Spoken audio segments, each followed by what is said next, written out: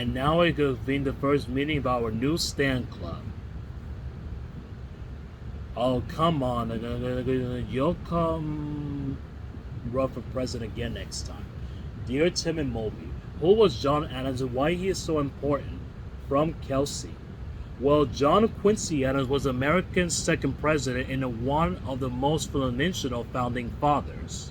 He was born in 1735 in Massachusetts. Well, after graduating from Harvard at the age of 20, he started a career in law. His sharpened intellect and wide-ranging knowledge made him one of the brightest minds in the legal field.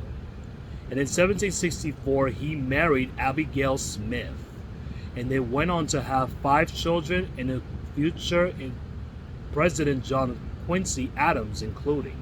But of course, there wasn't a country to be president yet, but Adams would help change during the American Revolution.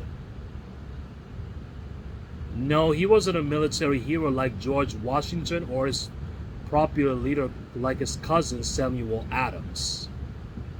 Instead, Adams used both words, both speaking and writing, until agreed on behalf of individual freedom and republicanism. That's a type of government where the people elect leaders to represent them and but to make laws. Adams made his first big splash by opening the Passing Step Act, which British Parliament passed in 1765. No, and it wasn't even on tax on postage stamps, it was tax on printed material, including newspapers, contracts, diplomas, and even playing cards. In a series of newspaper essays, Adams argued since the colonists had no representatives in the British Parliament, Parliament couldn't even tax them. In 1770, Adams agreed to defend British soldiers charged with murder in the Boston Massacre and a bloody confrontation that left 5 colonists dead. Well, he wanted to show that justice was more important than politics, even that the enemy deserved a fair trial. When the Constitutional Congress met to discuss growing problems with Britain, Massachusetts sent Adams to one of its delegates. He spoke passionately in his support in a permanent separation from Britain.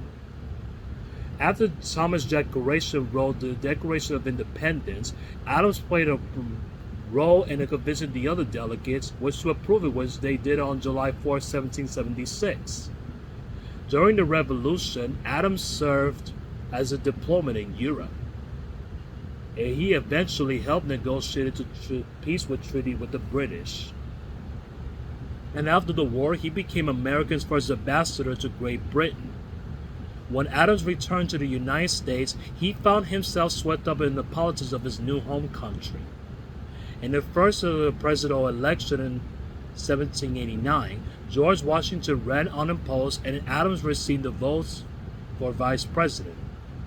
Adams served 2 terms, but it was a frustrating experience because Washington really asked him for his advice. In 1976 in the election, though, John Quincy Adams beat his old friend Thomas Jefferson to become the next U.S. president. And under the rules at the time, the runner-up became vice president.